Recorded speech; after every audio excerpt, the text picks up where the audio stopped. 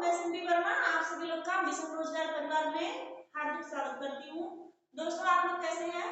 आशा करते हैं आप लोग अच्छे होंगे, स्वस्थ होंगे, मस्त होंगे और आप लोग की पढ़ाई भी बहुत अच्छी चल रही होगी। आप सभी लोग जल्दी से जल्दी जुड़ जाइए और क्लास को ज्यादा से ज्यादा आप लोग शेयर कीजिए, वीडियो को लाइक कीजिए और चैनल को सब्सक्राइब कीजिए। आप लोगों को यदि कंटेंट अच्छे मिल रहे हैं तो आप सभी लोग कमेंट करके बताइए कि क्लास आपकी अच्छी चल रही है, आपको पढ़ाई में कुछ अलग से चीजें सीखने को मिल रही है। दोस्तों, चलिए देखते हैं, हम सभी लोग पढ़ रहे थे अलंकार। देखिए, कल हम जो है इससे पहले अलंकार में हमने पढ़ा था कि अलंकार किसे कहते हैं। हम शब्द अलंकार पढ़ चुके हैं। आज हम लोग पढ़ेंगे अर्थालंकार और हम सबसे पहले अर्थालंकार को समझेंगे कि अर्थालंकार कहते किसे हैं और उसके बाद हम देखेंगे अर्थालंकार के कितने भेद होते हैं और हमें कौन कौन से अलंकार उसमें पढ़ने हैं जो परीक्षाओं में क्वेश्चन पूछे जाते हैं। ठीक है दोस्तों, आ जाइए सभी लोग। चलिए देखिए, हम पढ़ रहे हैं अर्थालंकार। नाम से ही स्पष्ट है, अर्थालंकार। ध्यान देंगे परिभाषा इसका कि जब काव्य में अर्थ के कारण चमत्कार उत्पन्न हो तब वहां अर्थालंकार होता है।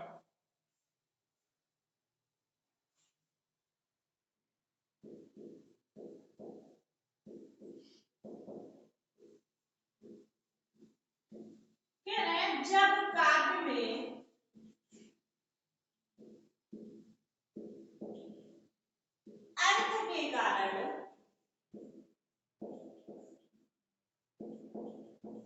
अर्थ के कारण चमत्कार उत्पन्न हो, चमत्कार उत्पन्न हो तब वहां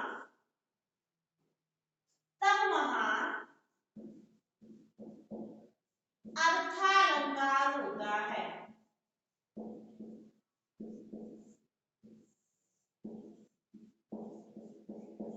अर्थालंकार होता है। क्लियर? कि जब काव्य में अर्थ के कारण चमत्कार उत्पन्न हो तब अर्थालंकार होता है, यानी जब अर्थ पे ध्यान दिया जाएगा तब वहां अर्थालंकार होगा। उदाहरण देखते हैं।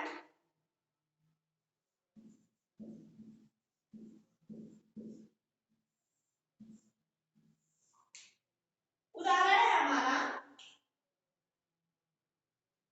क्या है? पीपर पात सरिस मन डोला। पीपर पात सरिस मन डोला।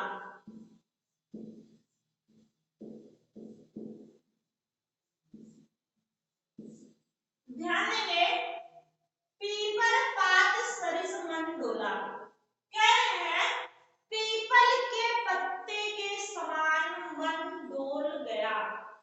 किसके समान? पीपल के पत्ते के समान मन डोल गया।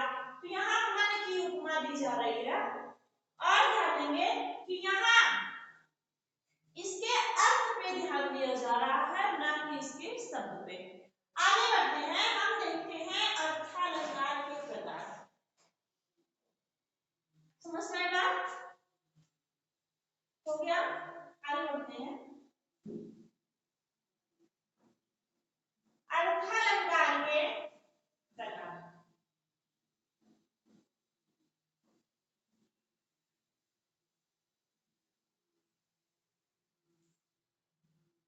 देखिए, अर्थालंकार जो है ये अनेक प्रकार का होता है, लेकिन जो मोस्ट है, जो आपकी परीक्षाओं में पूछे जाएंगे उसे हम लोग पढ़ रहे हैं। ठीक है, पहले हम फिगर से समझेंगे, उसके बाद एक एक अलंकार को पढ़ेंगे। देखेंगे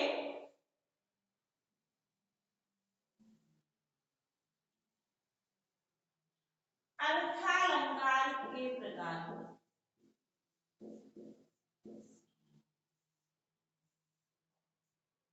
इसमें देखिए सबसे पहले उपमेय, उपमान समझते हैं। जब हम आपको कर्मधारय समास पढ़ा रहे थे तो हमने उपमेय,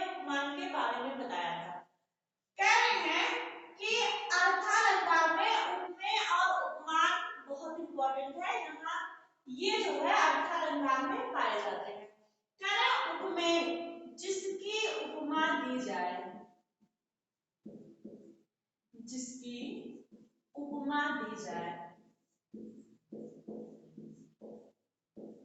वो क्या है, उपमेय है। कह रहे जिससे उपमेय की तुलना की जाए वो क्या है, उपमान है। समझ में आया? कह रहे जिसकी उपमा दी जाए उसे उपमेय कहते हैं और जिससे उपमेय की तुलना की जाए उसे उपमान कहते हैं। अभी हम देखते हैं, हमने जैसे इसके पहले आपको बताया कि पीपल पात सरिस मन डोला, सरिस मन डोला, ध्यान देंगे सभी। पीपल पात सरिस मन डोला। अब देखिए कि पीपल के पत्ते के सरिस माने समान, मन डोल गया, डोलना क्रिया हो गया। अब देखिए कि मन उपमा किसकी दी जा रही है, मन की, और किससे दी जा रही है, पीपल के पत्ते से। तो यहाँ मन क्या हो गया, हमने बताया जिसकी उपमा दी जाए वो क्या है, उपमेय है। तो मन की उपमा दी जा रही है, मन की तुलना की जा रही है किससे, पीपल के पत्ते से। कह रहे हैं जिससे उपमेय की तुलना की जाए, मन उपमेय हो गया, मन की तुलना किससे की जा रही है, पीपल के पत्ते से, ये क्या हो गया, उपमान हो गया। उपमेय उपमान समझ में आया आपको? कह रहे हैं हम कह रहे हैं मुख चंद्रमा के समान सुंदर है, मुख चंद्रमा के समान सुंदर है। तो मुख की तुलना की जा रही है, किससे की जा रही है, चंद्रमा से। तो मुख हमारा उपमेय हो गया और चंद्रमा क्या हो गया, उपमान हो गया। आगे बढ़ते हैं, उपमेय उपमान समझ में आ गया कि जिसकी उपमा दी जाए, और उपमान होता है जिससे उपमेय की तुलना की जाए।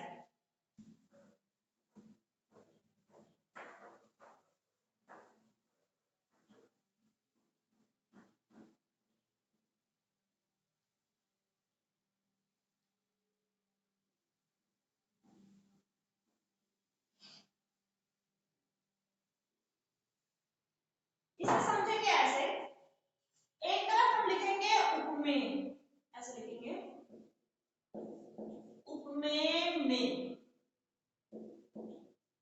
यहां लिखेंगे उपमान का, उपमान का। देखिए फिर ये अभी हम फिगर से समझेंगे, फिर बाद में हम इसे लिखते हैं। आप लोग फिगर का स्क्रीनशॉट ले लीजिएगा, बाद में हम पूरा डिटेल से पढ़ाएंगे। कह रहे हैं उपमेय में उपमान का समानता, क्या है, समानता प्रकट हो,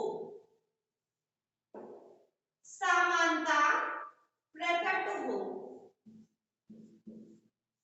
तो उसे उपमा अलंकार कहते हैं।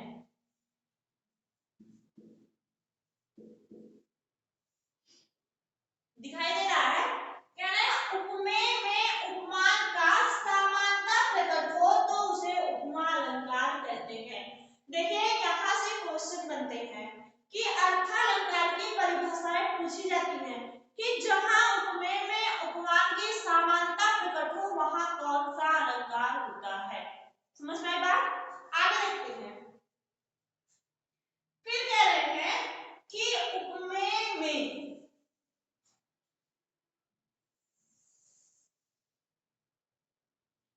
क्या है, उपमेय में उपमान का आभेद आरोप हो, क्या हो, आभेद, यानी उपमेय में उपमान का कोई भेद ना हो। कह रहे हैं उपमेय में उपमान का आभेद आरोप हो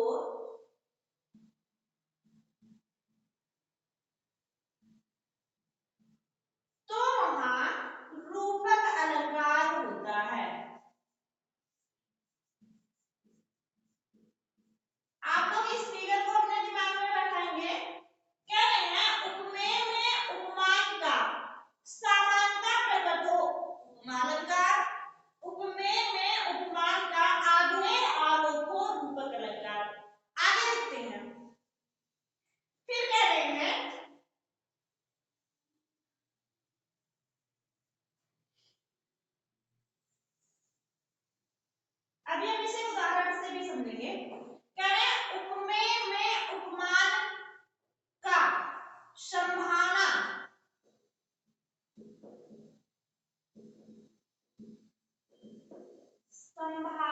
की जाए।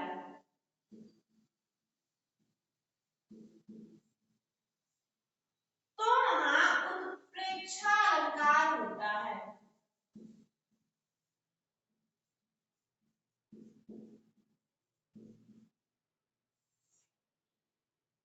उपमा, रूपक और उत्प्रेक्षा ये तीनों अलंकार 10th क्लास में बोर्ड परीक्षा में पूछी जाएगी। ये तीनों 10th क्लास में है। बाकी सारे इसके बाद जो अलंकार हम पढ़ाएंगे वो 11th 12th और कंपटीशन में है। ठीक है, आगे देखेंगे।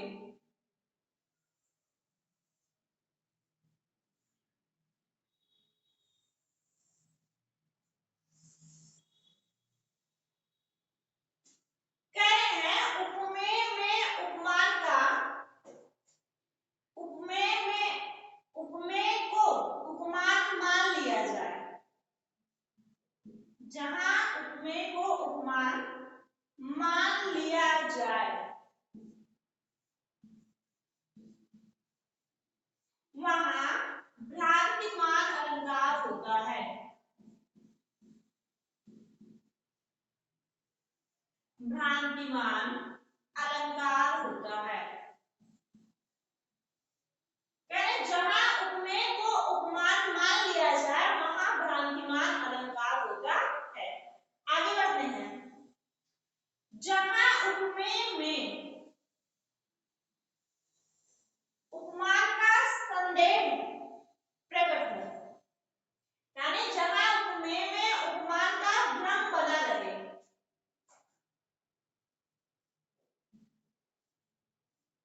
भ्रम बना रहे, वहां संदेह अलंकार होता है।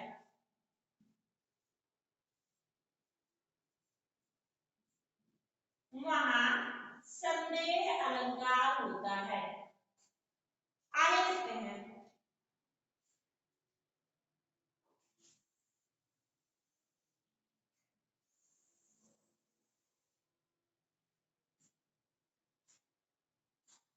अगला है, कह रहे जहां उपमेय में उपमान का बिंब प्रतिबिंब भाव हो।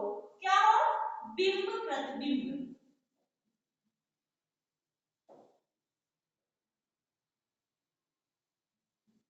बिंब प्रतिबिंब भाव हो,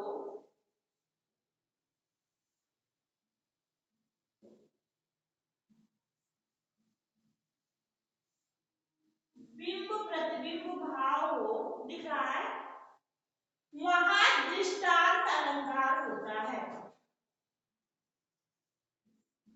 क्या होता है? दृष्टांत अलंकार। देखिए इसके अलावा और भी अलंकार है जो इम्पोर्टेंट है, तो हम उसे बता देंगे। पहले हम इतना पढ़ते हैं, एक बार हम इसे दोबारा समझेंगे। कह रहे हैं उपमेय में उपमान का समानता प्रकट हो, उपमा अलंकार। उपमेय में उपमान का आधे आरोप हो, रूपक अलंकार। उपमेय में उपमान की संभावना की जाए, उत्प्रेक्षा अलंकार। उपमेय को उपमान मान लिया जाए, भ्रांतिमान अलंकार। उपमेय में उपमान का भ्रम बना रहे, संदेह अलंकार। उपमेय में उपमान का बिंब प्रतिबिंब भाव हो, वहां दृष्टांत अलंकार होता है। स्क्रीनशॉट लेंगे इसका सभी लोग।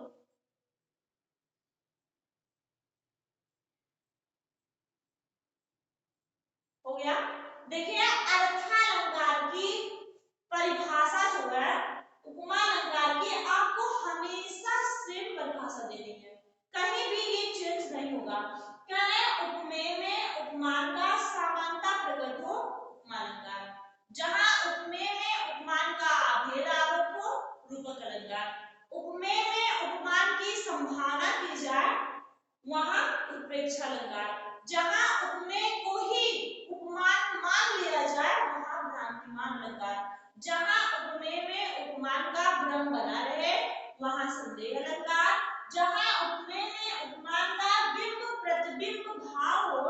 वहां दृष्टांत अलंकार होता है। क्लियर? अब हम हेडिंग डालेंगे उपमा अलंकार। देखिए हम पढ़ेंगे पहले उपमा अलंकार, फिर रूपक, फिर उत्प्रेक्षा, फिर भ्रांतिमान, फिर संदेह और फिर दृष्टांत। 6 अलंकार ये पढ़ करके उसके बाद बहुत सारे अलंकार है, उसके बाद हम पढ़ेंगे जैसे अतिशयोक्ति अलंकार, अनियोक्ति अलंकार, अतियुक्ति अलंकार, बहुत सारे अलंकार हैं। विभावना अलंकार, विशेषोक्ति अलंकार, असंगति अलंकार, प्रतीप अलंकार, बहुत है, हम बताएंगे। पहले हम इन 6 अलंकारों को पूरी डिटेल से पढ़ते हैं। ठीक है दोस्तों? तो हम सबसे पहले हेडिंग डालेंगे उपमा अलंकार।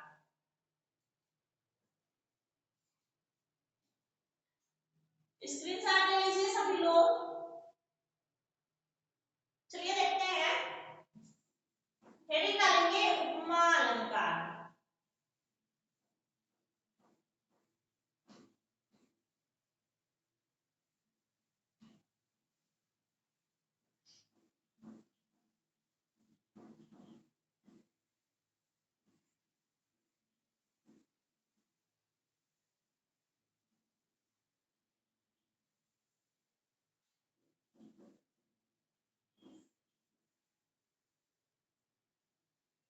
सभी लोग जल्दी से जल्दी जुड़ जाइए, और आप सभी लोग क्लास को शेयर नहीं कर रहे हैं, क्लास को ज्यादा से ज्यादा आप लोग शेयर करेंगे। चलिए देखते हैं, हम हेडिंग डालेंगे उपमा अलंकार। क्या पढ़ रहे हैं हम? उपमा अलंकार।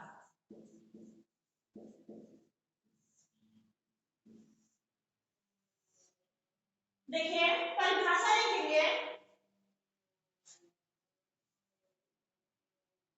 परिभाषा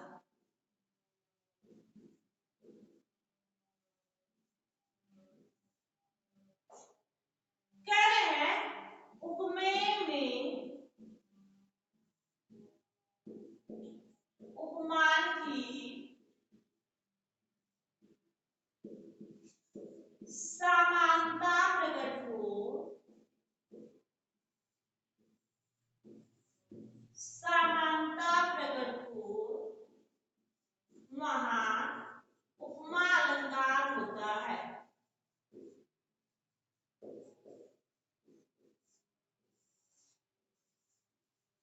दिख रहा है? हाँ। कह रहे हैं उपमेय में उपमान की समानता प्रकट हो, वहां उपमा अलंकार होता है। देखिए उपमा अलंकार के 4 अंग होते हैं। कई बार पूछा गया परीक्षाओं में कि उपमा अलंकार के कितने अंग होते हैं, या उपमा अलंकार के कितने भेद होते हैं, तो कितने होते हैं? 4। हम पढ़ेंगे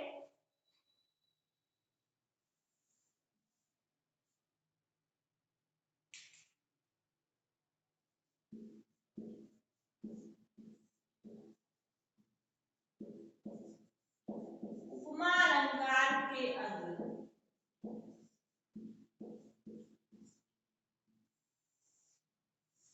उपमा अलंकार के कितने अंग होते हैं? 4। नंबर लेके देखेंगे, पहला अंग क्या है? उपमेय है, जिसे हमने आपको बता दिया अभी। दूसरा अंग है उपमान,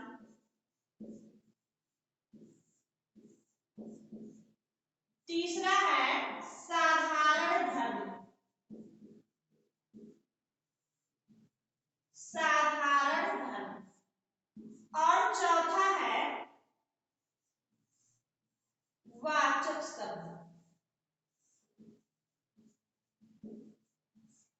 तो उपमा अलंकार में कितने अंग होते हैं? 4 अंग होते हैं, उपमेय, उपमान, साधारण धर्म और वाचक शब्द। देखेंगे हमसे उपमेय जो है, जिसकी उपमा दी जाए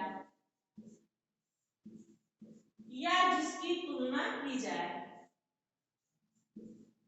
उसे क्या कहते हैं? उपमेय कहते हैं। कह रहे हैं जिससे, जिससे उपमेय की तुलना की जाए, तुलना की जाए उसे क्या कहते हैं? उपमान कहते हैं। कह रहे हैं जिसकी उपमा दी जाए उसे उपमेय कहते हैं, जिससे उपमेय की तुलना की जाए उसे उपमान कहते हैं। आगे देखेंगे, कह रहे हैं जिस गुड़, अब यहाँ खाने वाला गुड़ नहीं है, यहाँ मनुष्य के अंदर का गुड़ है। कह रहे हैं गुड़ दोष, दोष माने कमियां, दशा, अवस्था आदि को लेकर,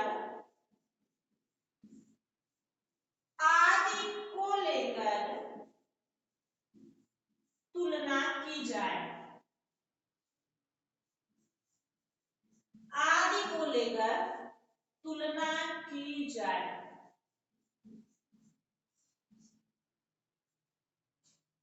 देखिए साधारण धर्म उसे कहते हैं जिस गुण दोष दशा अवस्था आदि को लेकर के तुलना की जाए, वो क्या है? साधारण धर्म।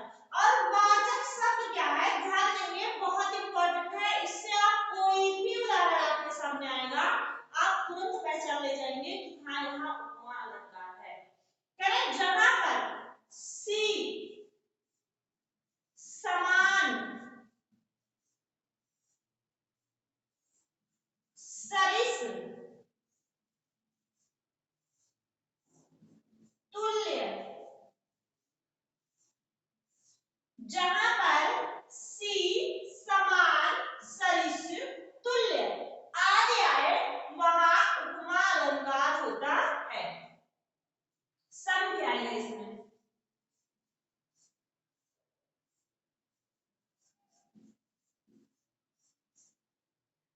ये देखिए इसे कहीं कहीं उपमावाचक शब्द भी कहते हैं कि उस पंक्ति में, उस उदाहरण में सी समान सरिस तुल्य सम जरूर आएगा, जो भी उदाहरण आपको दिया रहेगा। इससे हम पहचान जाएंगे कि इस लाइन में, इस पंक्ति में उपमा अलंकार है। आपको केवल याद रखना है सी समान सरिस तुल्य सम आदि। समझ में आएगा? स्क्रीनशॉट लेंगे सभी, फिर हम उदाहरण बताते हैं।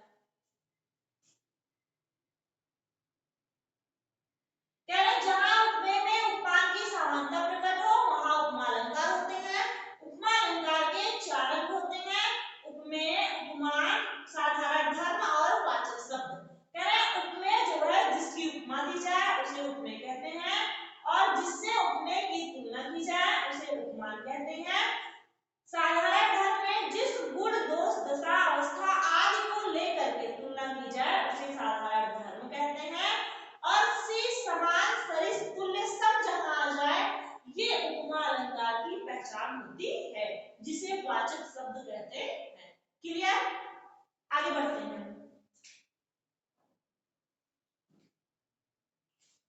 सी समान सरिस तुल्य सब में जड़,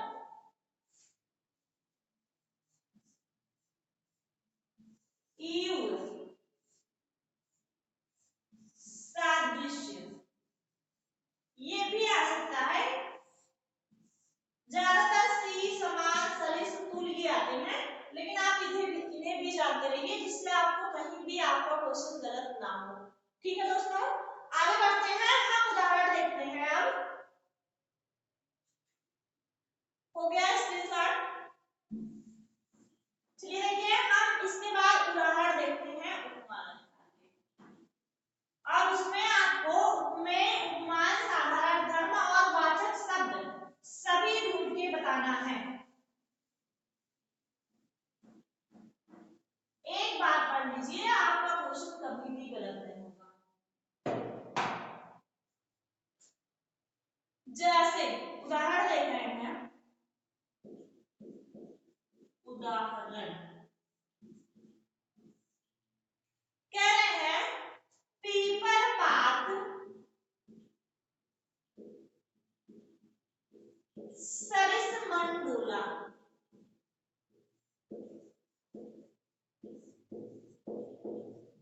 पीपर पात सरिस मंडोला। ध्यान देंगे, अभी हमने बताया था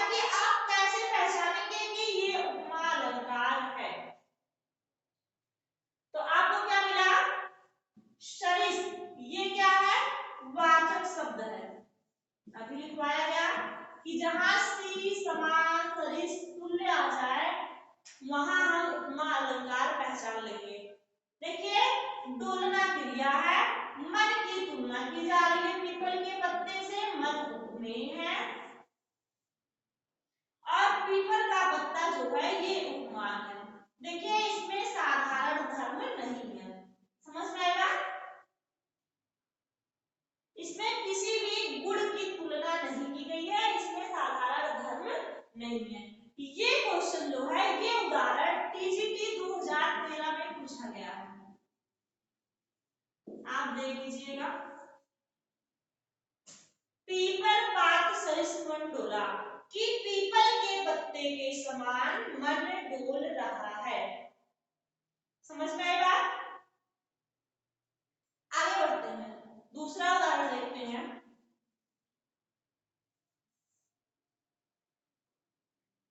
नवल सुंदर श्याम शरीर की, नवल सुंदर श्याम शरीर की, नवल सुंदर श्याम शरीर की सजल नीरद, दूसरी लाइन है, नीरद माने नीर माने पानी को, दा माने देने वाला अर्थात बादल।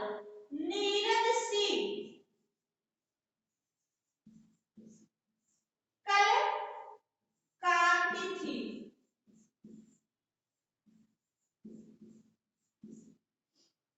देखिए आप इसे कैसे पहचानेंगे? आपको ये उदाहरण दे दिया गया परीक्षाओं में कि नवल सुंदर श्याम शरीर की सजल नीरद सी कल कांति थी, तो आप कैसे पहचानेंगे कि यहाँ उपमा अलंकार है? कहीं भी आप कमेंट करके जल्दी से बताइए। हमने बताया कि जहां पर सी सरिस तुल्य समान आ जाए वहां उपमा अलंकार होता है। यहाँ क्या आ गया? शी, जो क्या है? उपमावाचक शब्द है, उपमा अलंकार की पहचान है। आगे देखते हैं, अगला उदाहरण है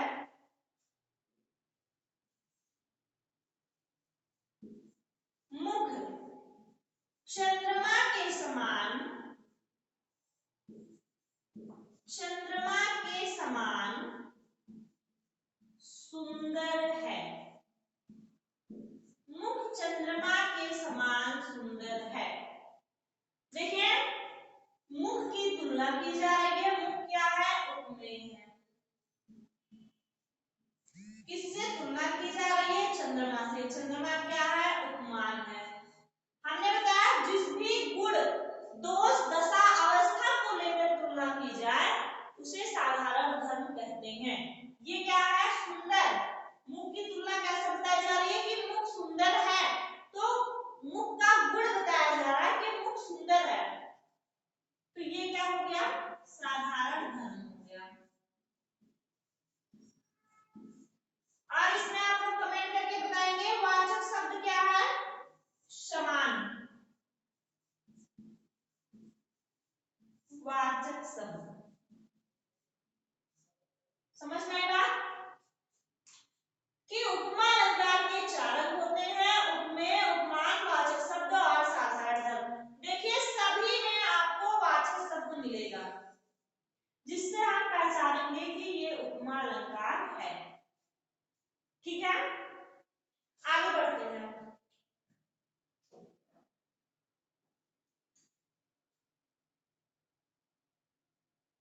अगला उदाहरण देखते हैं, हरि पद कोमल कमल से,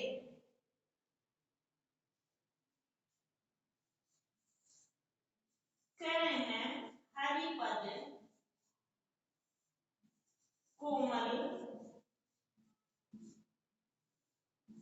कमल से, हरि हरि का पैर कमल से भी ज्यादा कोमल है, तो हरि की पैर की तुलना कमल से की जा रही है, तो ये तो वाचक शब्द हो गया हमारा।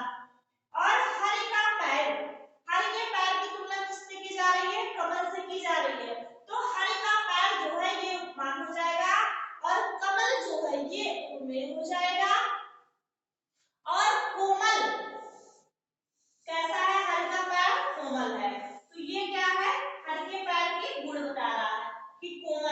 तो इसलिए इसे साधारण धर्म कहेंगे और इससे जो है ये वाचक शब्द हो गया। ठीक है, आगे बढ़ते हैं। आपका उपमा अलंकार समझ में आ गया होगा सभी को कि जहां पर सी समान सदृश तुल्य आए वहां उपमा अलंकार होता है। उपमा अलंकार के पहचानने की सबसे बड़ी ट्रिक यही है कि जहां पर सी समान सदृश तुल्य आ जाए वहां उपमा अलंकार होता है। ठीक है, आगे बढ़ते हैं। अब हम पढ़ेंगे रूपक अलंकार। क्या पढ़ेंगे? रूपक अलंकार।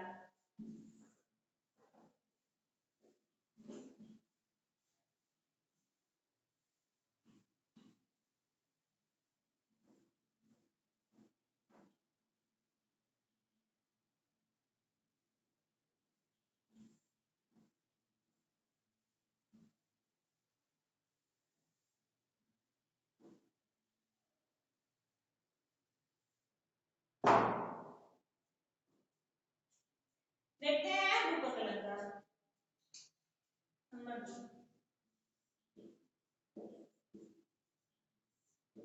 रूपक अलंकार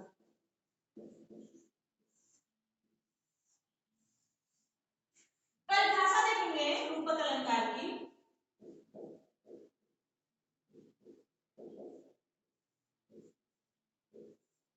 परिभाषा क्या है?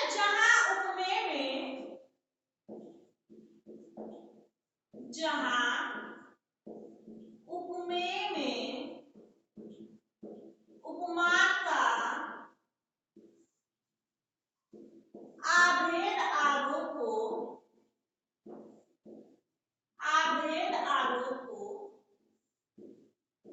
अर्थात जहां उपमेय उपमान में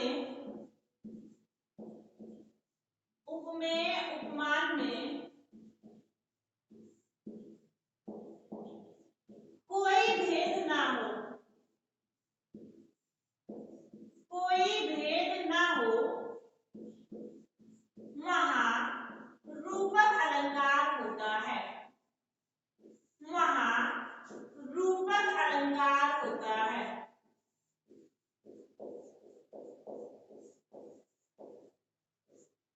कह रहे हैं जहां उपमेय में उपमान का अभेद आरोप हो अर्थात जहां उपमेय में उपमान का कोई भेद ना हो वहां रूपक अलंकार होता है। उदाहरण देखेंगे। उदाहरण देखते हैं। बहुत ही सरल और बहुत ही सिंपल उदाहरण है और वो कम से कम परीक्षाओं में इतनी बार पूछा गया है जिसको आप खुद ही समझ सकते हैं।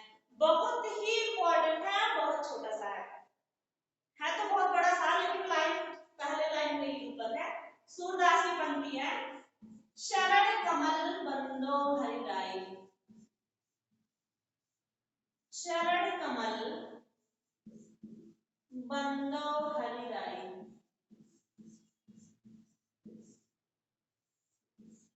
क्या है? चरण कमल बंदो हरिराई। ये देखिए जो है टीजीटी 2005 में पूछा गया है।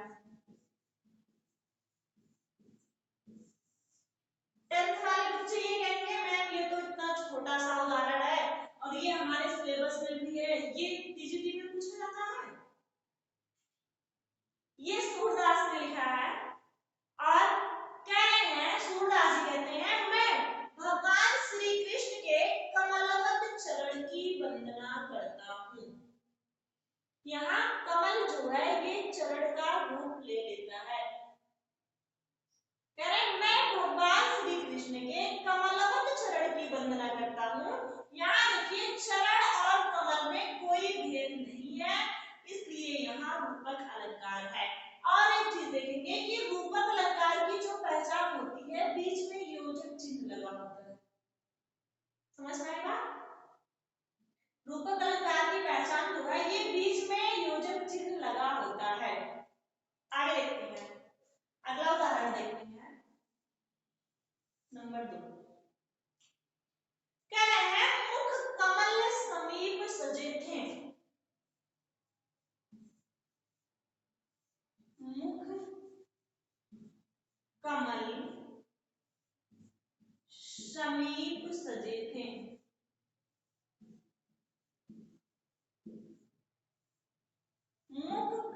समीप सजे थे दो किसले दल पुराइन के।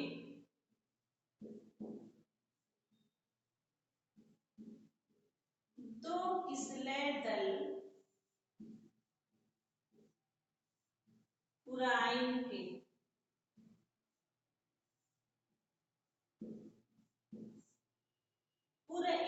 सॉरी, दो किसले दल पुरैन के। मुख कमल समीप सजे थे दो किसले दल पुरैन के। यहाँ देखिए मुख कमल कि मुख रूपी कमल के समीप सजे हुए थे दो किसले दल पुरैन के, यानी दो किसले माने दोनों ओर अत्यधिक सुंदर सजे हुए थे। यहाँ देखिए मुख रूपी कमल। और इसकी सबसे बड़ी पहचान क्या है? योजक चिन्ह है। अगला उदाहरण देखते हैं, और ये भी पूछा गया है, ये पूछा गया है पीजीटी 2005 में।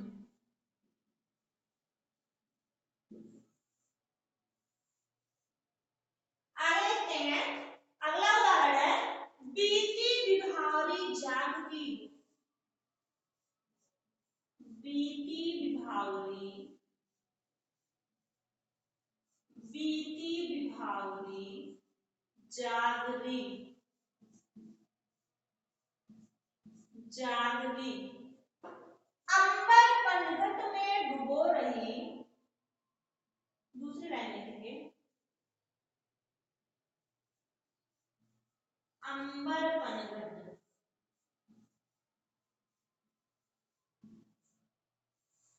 अंबर पनघट में डुबो रही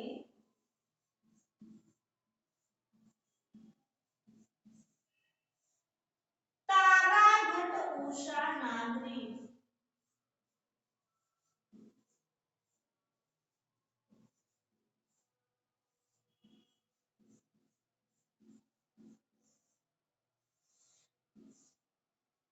कह रहे हैं बीती विभावरी जागरी अंबर पनघट में डुबो रही तारा घट उषा नागरी। देखिए यहाँ एक नायिका दूसरे नायिका से कहती है कि उषा, उषा रूपी नायिका दूसरे नायिका से कहती है हे सखी बीती विभावरी, रात बीत चुकी है, जागरी माने जाग जाओ, उठ जाओ। कह रहे अंबर पनघट में, यानी अंबर रूपी पनघट में तारा घट, तारा रूपी घड़े से उषा नागरी, यानी उषा रूपी नागरी, उषा रूपी नायिका पानी भर रही है। और आप यहाँ देखेंगे बीती विभावरी जागरी, इसमें जो है मानवीकरण अलंकार भी है। क्यों? क्योंकि यहाँ मानव के गुणों का आरोप करके प्रकृति का वर्णन किया गया है। जैसे देखेंगे, यहाँ देखिए कि रात बीत गई है, अर्थात उषा काल आ गया है, सुबह हो गई है।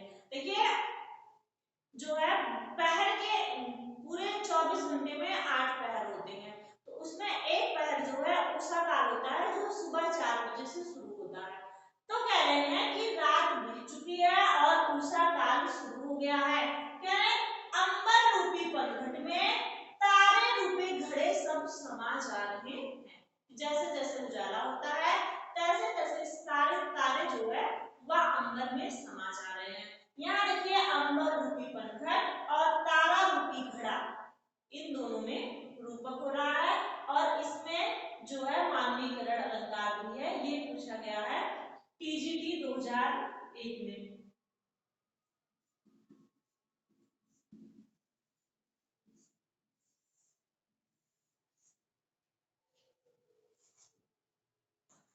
समझ में आया? देखते हैं और उदाहरण देखते हैं इसका, एक दो उदाहरण और देख लेते हैं जो परीक्षाओं में पूछे गए हैं।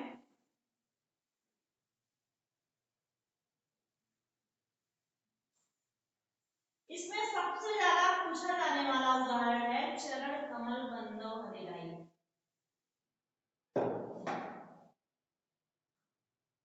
देखिए अगला उदाहरण देखते हैं,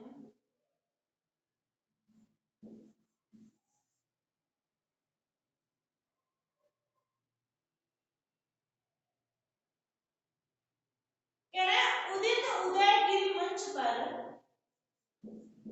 तुलसीदास ने लिखा है इसे, उदित उदयगिरि मंच पर,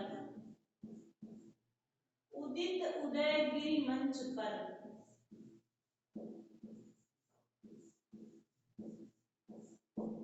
उदित उदयगिरि मंच पर रघुवर बाल पतंग,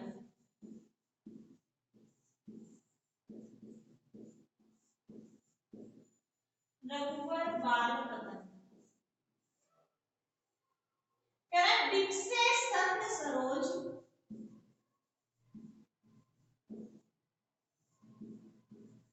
बिकसे संत सरोज, बिकसे संत सरोज, हर्षे लोचन वृंद।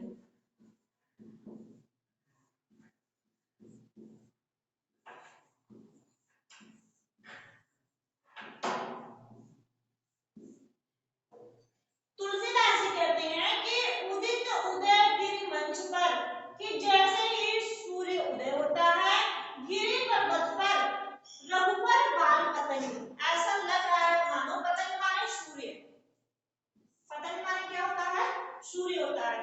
क्या बिकसे संत सरोज, की सरोवरों में कमल खिल जाते हैं, हर्षे लोचन वृंद, और लोगों के सभी के नेत्रों को वह जो है सुख पहुंचाते हैं।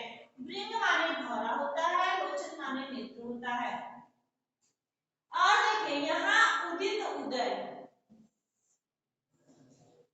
यहाँ जो है रूपक हो रहा है उदित उदयगिरि मंच पर, कि सूर्य के, सूर्य रूपी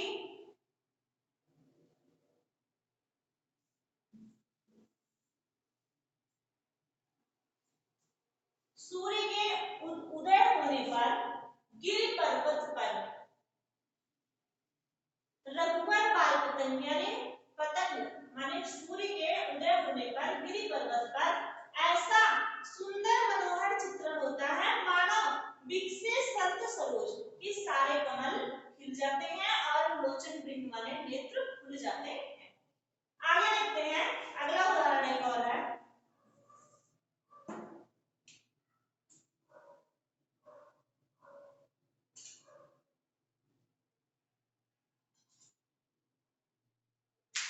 देखिए सभी लोग स्क्रीन से आगे आइए इसका।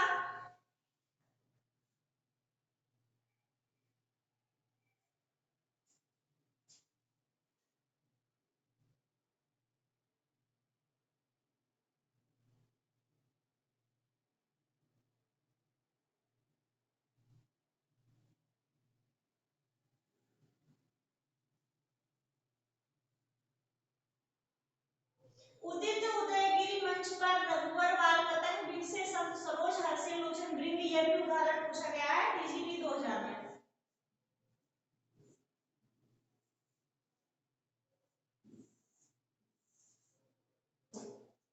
टीजीटी 2000 में ये उदाहरण पूछा गया है, समझ में आएगा।